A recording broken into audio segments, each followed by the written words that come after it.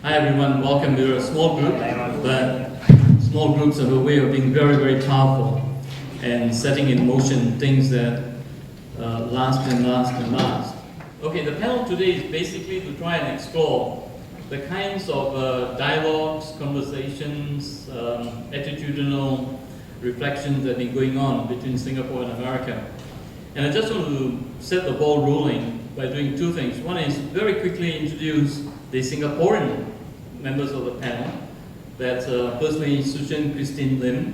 When I first knew Su-Chen didn't exist in most of our minds. It was only Christine. Over the years, she's become Su-Chen as well. So she's a wonderful writer in almost all the genres. And we were together at the Iowa program in 1997. And so we know a little bit of each other's secrets, right? And that has been very, very exciting. Alvin is mainly a poet, but he's also a prose writer and doing a lot of other things as well.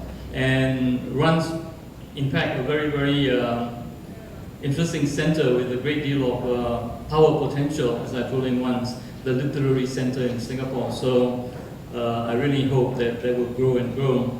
Alvin is one of our more remarkable young writers, having won several awards, and is always in demand overseas as well. Not to say that Christine isn't. I mean, she goes and does these wonderful highland residencies, lowland lake residencies, and all these kind of things. So these are our Singapore panelists for today, and you can find some information about them the moment you Google. Their books are everywhere. The second thing that I want to do is to perhaps try and lay one or two, I won't say platforms, but pointers maybe. One is that actually the American presence in Singapore goes a very, very long way back. And officially, the first, I think America was one of the first to plant its diplomatic mission in Singapore, I think 1829, right? Alvin, you're younger, so your history much better than mine, but 1829 would be roughly the date, 10 years after we were more or less founded by reference. And it was the sister of, not sister, but a direct descendant of, was it a sister of the niece of Paul Revere, you know, so it was very, very interesting connection. And so when I was in Lexington, it was really, really quite nice finding all these things. The bell was brought to Singapore, you know, the big bell. Yes, where's the bell now? It's hidden away in the great fortress, right, on Tanglin Road, the American Embassy. It's really quite amazing. And there's only one replica of the bell, and that's here in Singapore.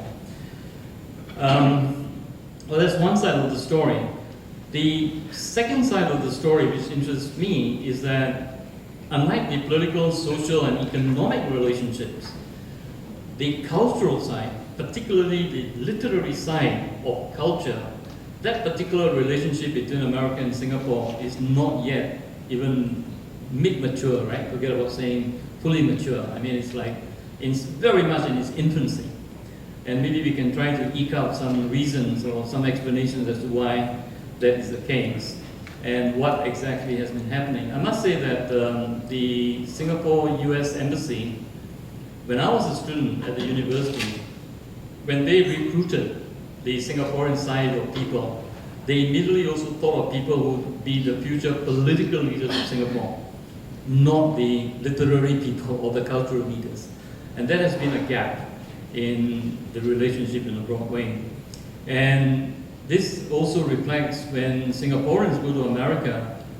I would say this with some degree of, I won't say timidity, but certainly I don't want to sound offensive.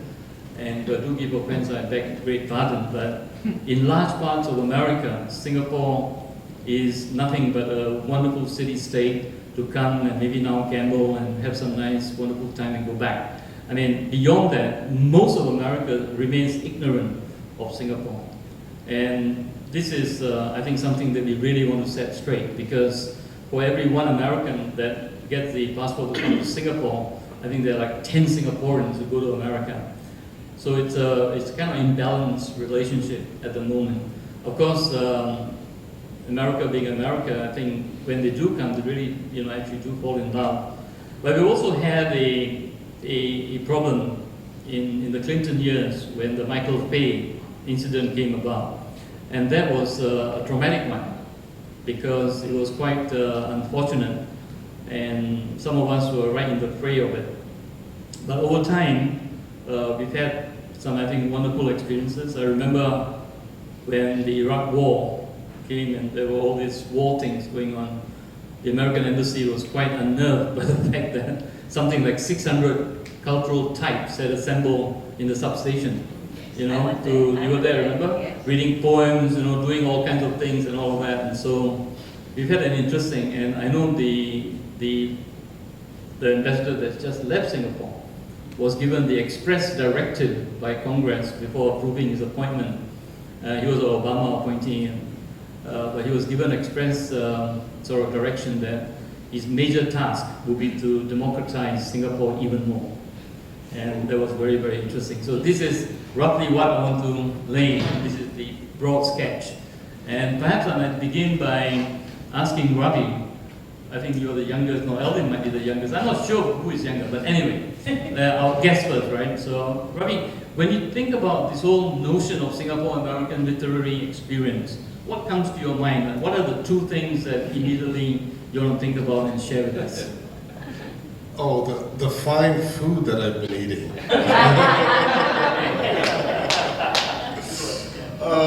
Well, you know, I was first exposed to the Singaporean literary culture when I was starting to put together this anthology that I discussed the other day, Language for a New Century, which included poets from 61 different countries. And so that's when I first discovered Singapore. I was put in touch with Kirpal and with a few others, and I realized that there's such a diversity. I think Alan's going to speak a little bit to the non-Anglophone literatures of Singapore. But I found it to be a remarkable study, both in a range, a fully kind of heterogeneous society where you find Malay and Tamil and English and Chinese coexisting. And so there was a kind of excitement and openness about that. But then, of course, there's also this sense that your freedom of expression perhaps is a bit curtailed. And so under these conditions, what kind of art is produced? And I had actually known also about Singaporean culture from editing an online journal. And some of the earliest online journals also, I remember Soft Blow and QLRS came out of Singapore. And so I was aware, this was, you know, early on in the late 90s and early 2000s that this work was happening. And so it seemed to me that Singapore was always kind of poised on the cutting edge of something that was happening. And I found that very exciting. And also as a Tamilian Brahmin myself, to be in a place where Tamil culture exists and is being spoken is something that I find very exciting. It's actually, I find a lot more memories of my ancestral home here than I do in America. So in some ways I feel really quite at home here. Thanks, Ravi. So, Christine, when you think of what Ravi has just said, and you think of you visited America now, what, 3 times? Yeah. 3 times, right? What images strike you? What most impresses you?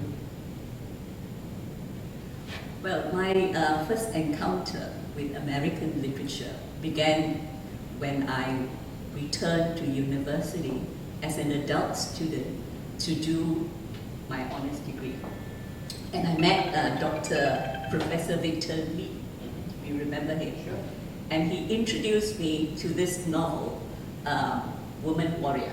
Yeah. Maxine Hawkins. Now at that time, I was struggling, or secretly, you know, struggling to write my first novel.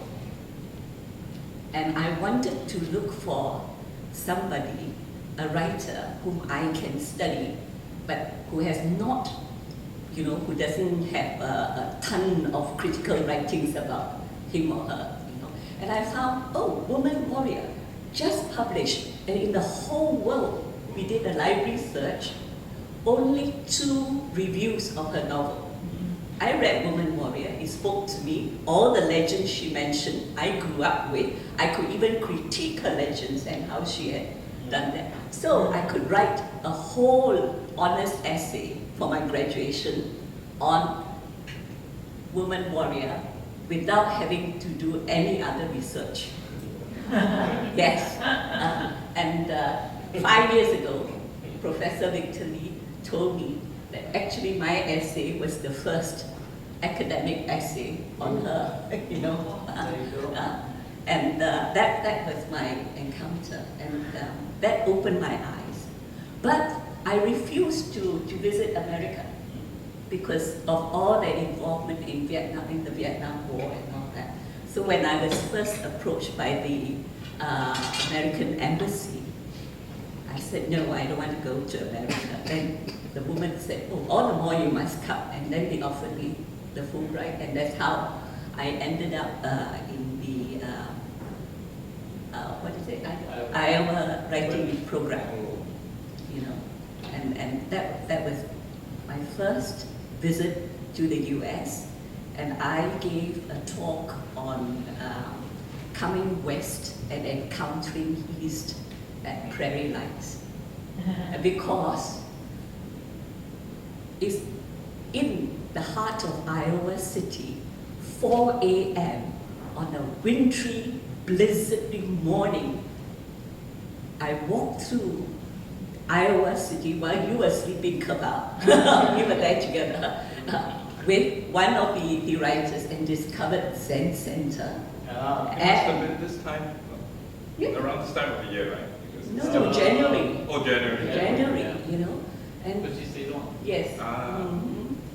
And that was good. I discovered that, and I saw this American Buddhist monk, and suddenly I forgot how to sit because I've never encountered, you know, a white-skinned Caucasian Buddhist monk in his black robe and sitting there doing zazen. Yeah. So that was. So that opened my eyes to other writings, and I discovered native speaker. So that's my journey. And now I'm discovering all of you. Wonderful. On the other hand, Alvin, of course, roamed the streets not only of Iowa, but further afield as well, right, Alvin? Yep. So do you want to share with us what your experiences were as a younger writer going there, arriving at this wonderful place that some people call heaven and others say it's only Iowa? Okay, I'm 41 and I'm starting to need bifocals, so I think the label younger should expire at a particular age. I actually made notes because I thought this would be a serious roundtable. Not serious enough that I actually wrote a paper, but I just wanted to make 3 quick points that would incorporate everything we talked about. American Singaporean experience. I thought about what it meant, what America meant for Singapore. And I essentially broke it down to 3 broad points over the years. The first is, of course, the cultural dominance of America in the world today. We're very much recipients, not necessarily always passive, but certainly recipients. Beneficiaries at times, victims at others of America's cultural hegemony. You're talking about Hollywood, you're talking about the publishing machine coming out of New York and other places like that. TV, music, so on and so forth. Like it or not, these cultural influences have had a huge impact on the way we think, not just of ourselves, or not just of what good writing, good art, good TV, good movies look like, but also our ideas about the world and how it is put together. So in a sense, we grew up with America, we grew up with Sesame Street, we grew up with Oasis, whatever. You know, we grew up with your writers, your music, your films, as part of our upbringing and landscape. We see the world, and I suspect this is true of many parts of the world, we see the world partly through American eyes. It's asymmetrical, it's not reciprocal, obviously, and that's significant. So we have, it's kind of like, since we're on the subject, looking at the world through bifocals, come to think of it. We've got the American layer, for that matter the Western layer, but America is a big part of that, and we've got our own Singaporean stroke, Asian stroke, ethnic diverse layer, and we see the world through these multiple lenses. America is very much a part of that. Second major influence, I would say, of America on Singapore is through education. more and more, particularly since the 80s, 90s, where pursuing an overseas education in the US and elsewhere had become much more affordable. Even before that, you had the government sending scholars to overseas universities. I would say up until the 80s, it was still primarily the UK, Oxbridge, so on and so forth. I think from the 80s, 90s onwards, where it was seen that the US offered a better vocational education for aspiring corporate CEO types. It became sexy to send people to study in Stanford, Harvard, Yale, Princeton, MIT, Cornell, places like that. And that continues to this day, but it was really a big thing in the 90s when education and the IT was something we wanted to pursue nationally. So there was actual taxpayers' money poured into sending people to the US for university education, postgraduate as well. From the 90s, early 2000s, you had families who were able to do that without government support. And there was this huge wave that continues to this day. I think many more Singaporeans who study overseas now study in the US compared to the UK, which if you think about it, is sort of traditional imperial center. And that obviously has had an impact once they come back. Their education, if they're writers, and many of them are, your Yishens, your Ji Leongs, your Wina Poons, when they come back, their readings would have been very much influenced by their education in the American system. They write differently, it's quite telling. In fact, we had a discussion the other day about how poets educated in the US system are different from poets educated elsewhere. In Singapore. In both, I won't go into detail there, but there is a perceptible difference in both approach, politics, polemics, aesthetics, so on and so forth. So that has made a difference. And of course, you have academics like Shirley Lim. She's not quite Singaporean, not quite Malaysian, but she's teaching at Berkeley, Santa Barbara, sorry, UC Santa Barbara, and she is very much of our place, but also very much of the US. She writes about issues like that. So there are figures like that who continue to come back and reconnect, I would say, her Asian American experience with her Asian experience and background and history. And of course, you have Ravi doing anthologies like the Northern Language for a New Century that, in a sense, reawaken the traditional interest and connections with Asian experience in American publishing. Which brings me to my third influence, which is direct cultural exchanges and interactions. I would say this would be the smallest component of American-Singaporean relationships, literary relationships, but probably the area with the most potential because so little has been done and there's yet so much more to be done. Singapore has sent writers to the Iowa International Writing Program since the 70s. I think on average once every 2 years since independence, 2 to 3 years, almost once every year. So a very large number of writers who are now established figures in the literary community have been to the Iowa program specifically as writers. There have also been anthologies and efforts such as Norton, and something I did with Autumn Hill Press in Iowa, which is they published an anthology I put together of contemporary writing from Singapore called Temasek, cutting across all our 4 language groups and all our literary text types. This was published around 2009 by Autumn Hill Press in the US. And there are other smaller efforts. There are journals that continue to publish our work, so on and so forth. The interesting thing about these exchanges is we are interacting with the US and the US literary establishment mainly still as Singaporeans rather than as Asian Americans or immigrant writers. And I think that alters or qualifies the dynamic that traditionally happens. I'm in touch with a fair number of Asian American writers, for example, coming from the Philippines. Very strong literary scene in English from the Philippines. Of course, many of them aspire to be in the US. Money's better, lifestyle's better. But there is always talk in the Philippines when you talk about these issues that in a sense, when they go to the US, they lose their Filipino-ness. I mean, there's still a Phil-Am label, but primarily they sort of become this generic Asian American label. I've had people refute that there is in fact recognition and diversity within the Asian American literary community. But this is coming from speaking to my friends who are still based in Asia, still based in the Philippines, that there is that perception. I'm sure the reality is a lot more complex, and I'm not going to talk too much about it, but it's interesting to me as a Singaporean interacting with the American literary community as still a Singaporean, that there are these things to negotiate.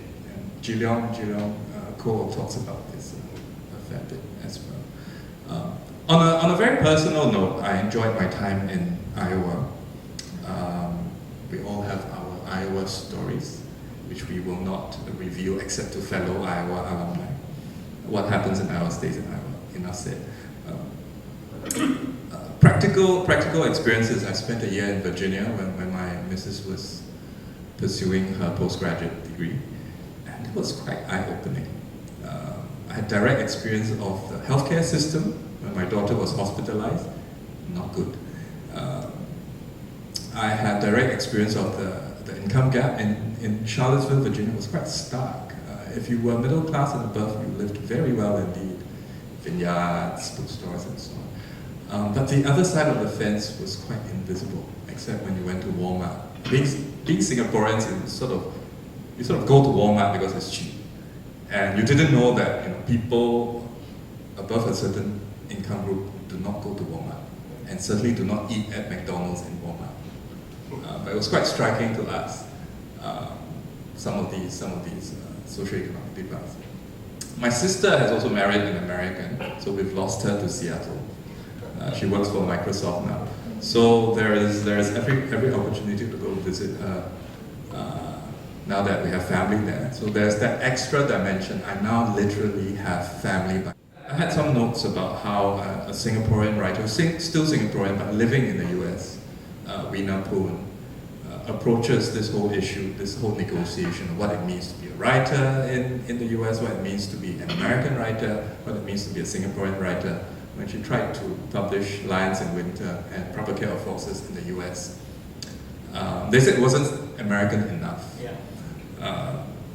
But she wants to be an American writer. And she had to sort of try and publish it here and publish it with salt. You remember they talked about that? And it raised questions of what does it really mean to be American enough as a writer? Is there such a thing? Are there perceptions or stereotypes or conceptions of what it means to be an American writer? Who's in, who's out? And I think these questions apply to us as well. We have had funding debates about what it means to write a Singaporean book. There have been books that have been rejected by the Arts Council for grants because they're not Singaporean enough.